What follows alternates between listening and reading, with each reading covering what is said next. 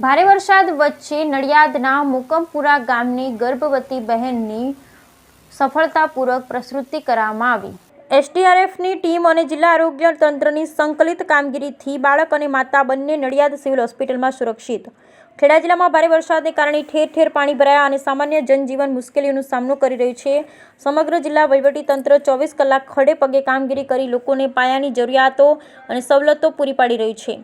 જેમાં નડિયાદ તાલુકાના મુકમપુરા ગામ ખાતે એક ગર્ભવતી મહિલાને એસડીઆરએફની ટીમ અને જિલ્લા આરોગ્ય તંત્રની સંકલિત કામગીરીથી સફળતાપૂર્વક પ્રસૂતિ કરવામાં આવી છે અને હાલ બાળક અને માતા બંને નડિયાદ સિવિલ હોસ્પિટલ ખાતે સુરક્ષિત છે।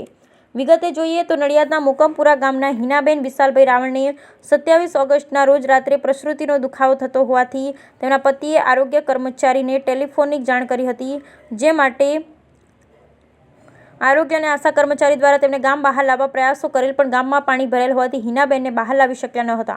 ત્યારબાદ એસડીઆરએફ સ્ટેટ ડિઝાસ્ટર રિસ્પોન્સ ફોર્સની ટીમ અને પીએચસી અરેરા સહિત જિલ્લા આરોગ્ય તંત્રના અધિકારીઓ 108 એમ્બ્યુલન્સની ટીમ લઈ અને હોડીના માધ્યમથી મુકમપુરા ખાતે પહોંચ્યા હતા અને હિનાબેનને સફળતાપૂર્વક પ્રસૂતિ કરાવી હતી। ત્યારબાદ હિનાબેન રાવળને 108 એમ્બ્યુલન્સમાં નડિયાદ સિવિલ હોસ્પિટલ ખાતે ખસેડવામાં આવ્યા હતા। અત્યારે હિનાબેન અને તેમનું બાળક બંને સ્વસ્થ છે।